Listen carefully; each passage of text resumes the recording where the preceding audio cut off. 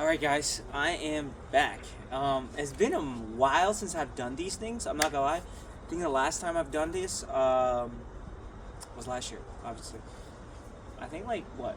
Today's May, right? So what today's May? It is May. I think in July was like the last, or maybe August. Actually, maybe I'm pushing it. Maybe it was like entirely towards the end of like November, perhaps. But anyway, so okay, the good thing about this job, right? The only thing I actually enjoy about it, it's the planting, which I'm really excited. I'm gonna water these plants, so I'm gonna give you just a look see what I got. So not a lot. I'm not gonna lie. This year it's not doing so good, but it's fine. It is what it is. So in this side we have begonias. They're about these guys are pretty big. They actually came out. They're about what, like 6 inches now.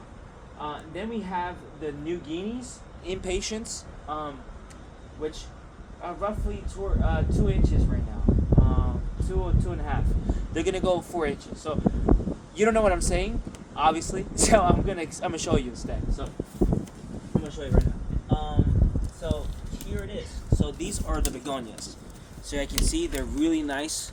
Again, they're very tropical. And I always mention people, if you don't have like good water, like good, I guess like irrigation and stuff like that, so like drainage, right? So I would suggest these guys because they do enjoy sun a lot more. But definitely you have to water them. Just you don't have to be consistent, all right? So these are really good. So what I like about these is that one, and also just the look of it is really good.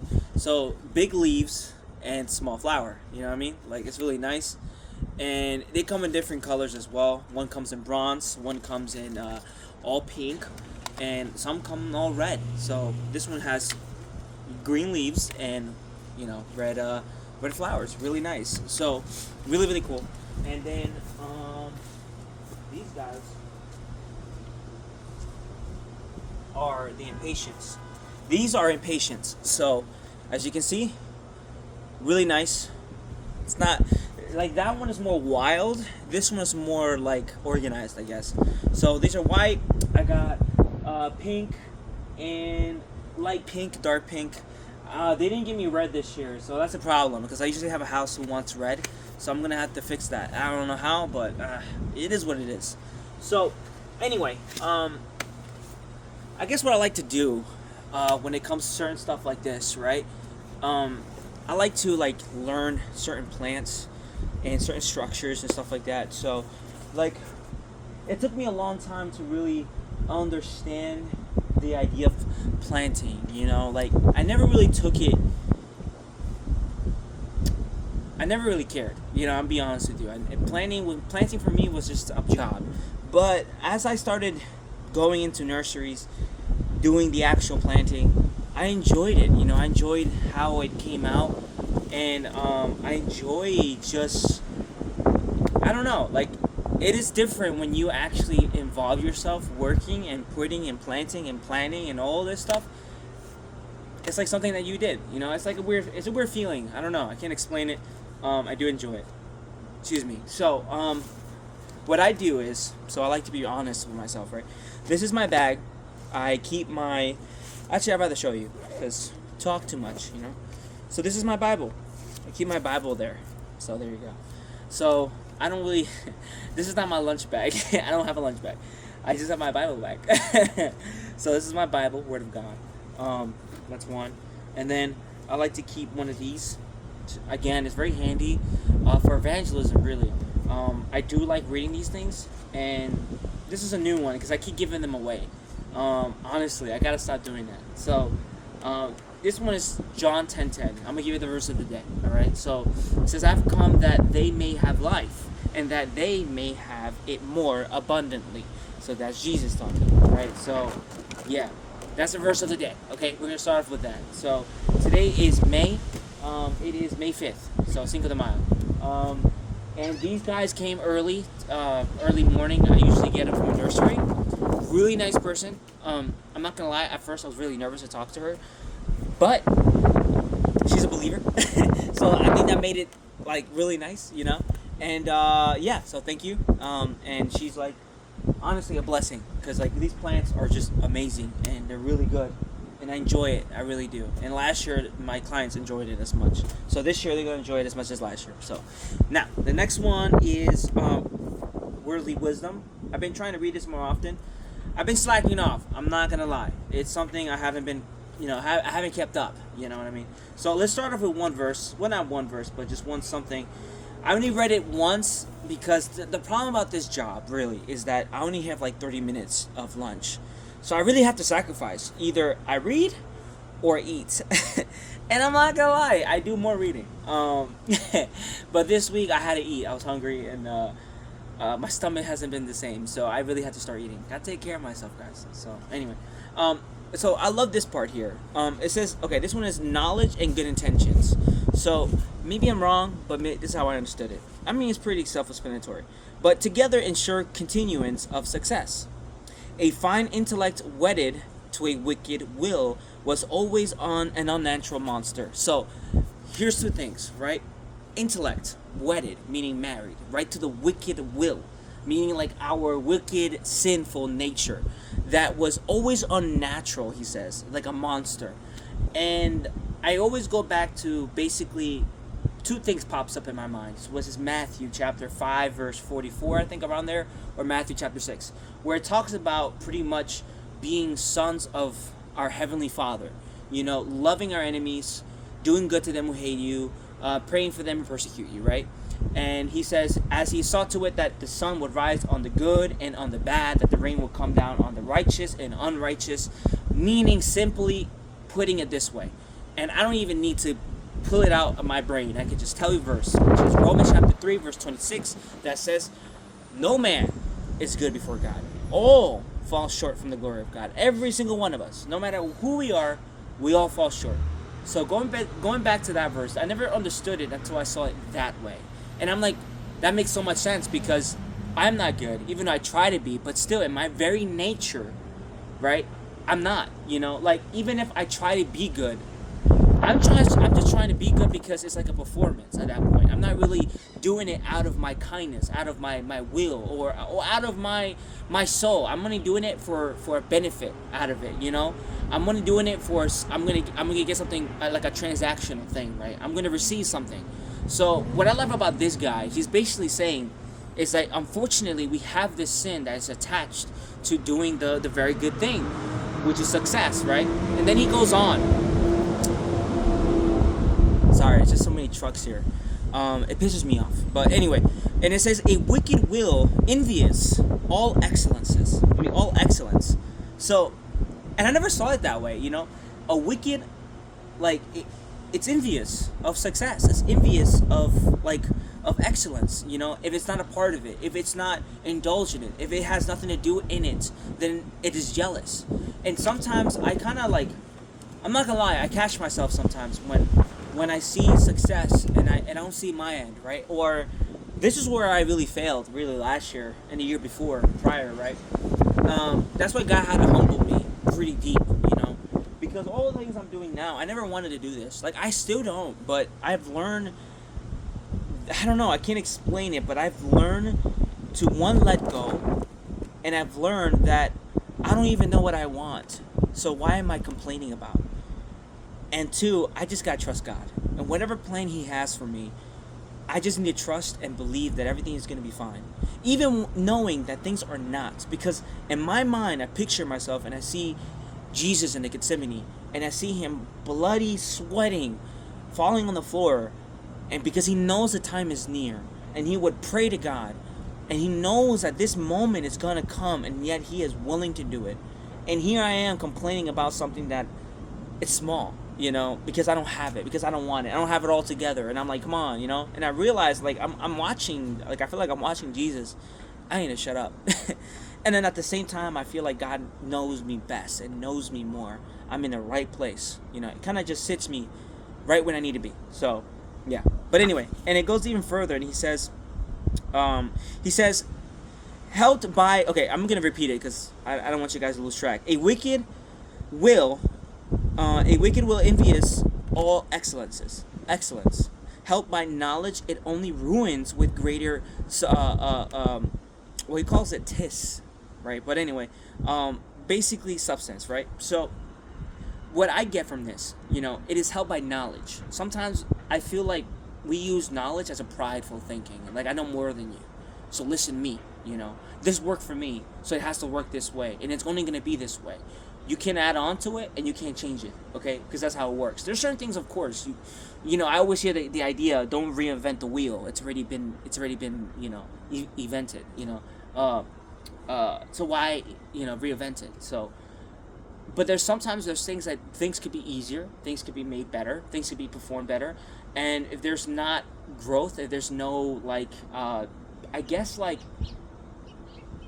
letting go, and letting things see how it turns out by just trying something or a new thing out, and maybe it might work. Even with my own thinking in that way too, because if I'm trapped in this mindset all the time saying no one can understand me, no one knows what I'm going through, I'm in my own shoes, and it's not fair and it's not right. In reality, all I'm just saying is nihilism, basically, because no one is suffering like me, so therefore everyone's wrong, or it doesn't really matter, so nothing matters, and that's wrong. In either way, in either scenario, it is still wrong, because I feel that you don't grow. That's one. Two, you don't really there's no pleasure anymore. There's no enjoyment of life, and you don't experience it without having a relationship of some sort of kind, But outside of God, I'm talking about. With God, I have a relationship with Him, and I understand the value of life, and I understand the standard that I need to be living in, and I know that I can't do it, and I can't perform that standard, but that's why I have Jesus, So all I have to do is have faith in Him and work for Him, because I love Him, right? And I have to represent that. And the first greatest command, I was reading in Matthew, right? I believe, where is it? So it's crazy that I became a reader. I still can't believe it. But anyway, where is it? I always forget, because it's been a minute. So here it is. So there's two things that I love here, what He does, right? Jesus always gets them. It always catches them, He's always after, because the Pharisees were pretty much coming to Him, and they're kind of saying they say to Him, look, hearing that Jesus had silenced the Sadducees and the Pharisees got together, one of them, an expert of the law, tested Him with this question: Teacher, which is the greatest commandment in the law? And this is, Jesus said, love the Lord your God with all your heart, with all your mind, with all your soul and all your mind. That's the first and greatest command. And the second one is just like it, which is love your neighbor as you love yourself, right? Then He says this, and then while you love yourselves, right? And then He says, all the law and prophets hang on this two commandments. That's what I'm trying to live by, by what Jesus represents. And it is hard. It is the most difficult thing to do, because you feel like people step over you. You feel like you're underestimated. You feel like you're overlooked. Sometimes no one really cares of what you think or feel, because they're not on that other side. And sometimes you just have to take it. But before, it was like, why am I taking this? Why am I doing this? It doesn't make sense for me. I'm not getting anything out of it. Versus now, where I'm like, no, I am. My Heavenly Father. My Father knows. My Father is watching. My Father believes. My Father sent His Son for me. So all I need to do is hinge on the fact that Jesus is the way, the truth, and the life.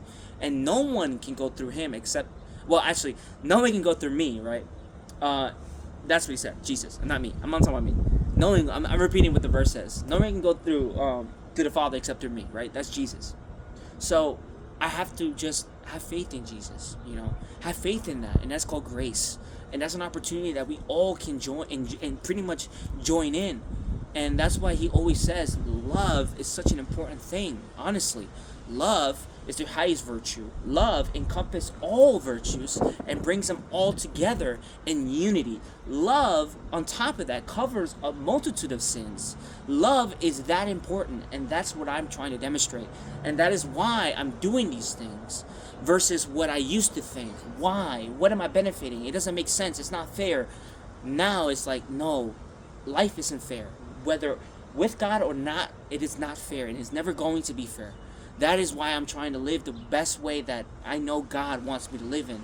Not only that at personal level, but also the Bible. My relationship with Him has to be on this thing. It can't be my own version, because then I just make another idol of my own version of God. And I think that's a problem with our society, really. We make our own versions of God because we trying to justify our, I guess, righteousness, our personal righteousness at that point. And we want to be prideful in our thinking. And that doesn't work, honestly. But here's another thing I really enjoy. Matthew chapter 15, verse 20, right? And I caught it because I'm like, bro, it blew my mind. I don't know why. It always does. But it says, then the Pharisees went out and laid plans to trap him. In his words, they sent their disciples to him, along with, dude, my feet are just like cramping. Teacher, they said, we know that you are a man of integrity, and that you teach the way of God in accordance with the truth. You aren't swayed by others. See how they're trying to gas him up, bro? Sometimes you gotta be careful by those people who gas you up for bad intentions. You know what I mean? Because they're gassing him up. They're literally glazing him. They're telling him, like, bro, you're amazing. Dude, you're like the best, right? But look what happens. And then he says, attention, who they are. Tell us then, what is your opinion? Is it right to pay the imperial tax to Caesar or not? But Jesus, knowing their evil intent, said to them, you hypocrites, why are you trying to trap me? Show me the coin used for paying the tax. They brought him the denarius, I think that's how you say it, and he asked them, whose image is this? And whose inscription is this? And then he says, well, this is Caesar's, they replied. Then he said to them, give back to Caesar what is Caesar's, and God to what is God. So what I wrote, right? I wrote it this way. Man's image versus God's image. Because he asks, what image is this? It goes right back to Genesis, and it goes right back to John 1:1, where everything's created through the Word, and the Word was with God. The Word is God, which is Jesus, right? So we all the created image of God, which is go right back to Genesis as well. And then here, look, and this is what I wrote. Basically, give what is Caesar's, right? Give back what manly things. Give back what the world, the structure, the laws, all of this worldly things. Give it back to whatever concept of government they have. But you, the image bearer of God, the one who carries the image, he wants you. He wants you, and he wants the entirety. He doesn't want no one part, one arm, one limb. No, he wants everything that you are to him. And that's why he said, love the Lord with all your heart, mind, and soul. That's one of the first and greatest command. That is it. And that kind of blew my mind when I really looked at it that way. And that's why when I work, sorry, the wind is like blowing. I'm doing it for God. At the same time, I'm like, God, this is yours. This is not mine. First off, I never wanted this in the first place. So I gave it to you already. So it is already yours. So for whatever happens, I will trust you and I will have faith in you. Even if when it gets hard, even if when things come after me, when things is taken from me, because it's not easy, and especially in the line of any type of business or any type of field you're in, there are going to be people who are going to overlook you, overstep you, and they're going to fire you perhaps. They're going to let go of you perhaps. They're going to make you feel that you're not important, but you know who you really are, and that is your image of God. And the one who is really important here is God. And because he loves you and he sees you more than what this world created, this concept of a society, a civilization that can fall off immediately, you know what I mean? It just falls off. And I think when I read Plato, and I see he wanted to be a politician. He wanted to be one of the high top, and he believed in the democracy. But Socrates never did. Socrates never liked it. He wanted to go against establishments. He wanted to go against the government, right? And what ended up happening? He pretty much a martyr. He had to either give up what he was talking about or die of punishment, and he chose to die. He chose to live with his virtues and stand on his standard and say, no, this is what I'm going to stand on. And that's why Plato never wanted to go right back into the politics. He realized these people are crazy. These people are infused with their own societal ways, and that's why he created one of the academies. And I'm not going to go far on that, right? Because I'm still learning, but I like stuff like that, and I find them very interesting, and I do care. You know what I mean? Like, I've grown to a point where I just want to learn what God is, and I'm digging layer by layer, and I'm realizing I see God in everything, and that's what I'm trying to do. I'm trying to live by. I want to see God in every single situation as well. So that means the good and bad. I want to see him in every scenario, in every case, because Christianity should be tested. That's how I see it. And Christianity should live up to against anything that comes after it. No matter what, it should be strong and it should be standing and it should have the greatest foundation, which is Christ. At the end of the day, Christ is the foundation. Christ is the rock of my faith. And that's what I always go right back on, no matter what. So the question you should be asking yourselves, what rock am I standing on? What standard am I really standing on? That is God, or is it mine? Or is it the world standard? And you're going to realize pretty quickly that's going to collapse. That's not able to support. It's going to fall apart. It is God's standard. It is Jesus. And Jesus represents love, represents exactly what we need to be living like. So, yeah, I mean, I don't know what else to talk about besides that. And look at that, birds. Nice weather, look at that, you know? But, yeah, you know, it's very difficult. It is very difficult. It's still difficult for me, you know? But sometimes I feel like it's good that it is, because I feel like they're tests, you know? I feel like I have to go through these things. And I know my Lord will provide me a way out. I mean, he always says, you know, the righteous cry out to the Lord, and the Lord hears them and delivers them out of their trouble. So no matter what we get into, no matter how hard or how far we fall, God will always be there. He will find, like I'm telling you, there will be a way out of it. And it's going to be daring. It's going to be very difficult, but you know this is the only way to get out, because at the end, you're going to realize you're the one that caused the mess in the first place. So if anything, you shouldn't say anything, okay? You should just bite your tongue and just do it. You know, don't complain. Don't say anything. Just do it, you know? And that's what I'm trying to do every day, you know? And I'm trying to evangelize, you know. I'm trying to talk to people, and I'm trying to learn from them as well, you know. I'm trying to understand what they're coming from, and I just don't want to come after them. That's not how I'm trying to do it. I'm trying to give them love that God has given me. God has shown me who I am, and I know we're missing that, and it's Jesus at the same time. It's just, at the end of the day, it's always going to be Jesus that we're missing, and I want to share that, and I'm always asking, how can I share that? What does that look like as well? And honestly, it starts with you. It really does, because your experiences, your testimony, the way you carry yourself does matter, because the words will not only resonate, but it will stick and land.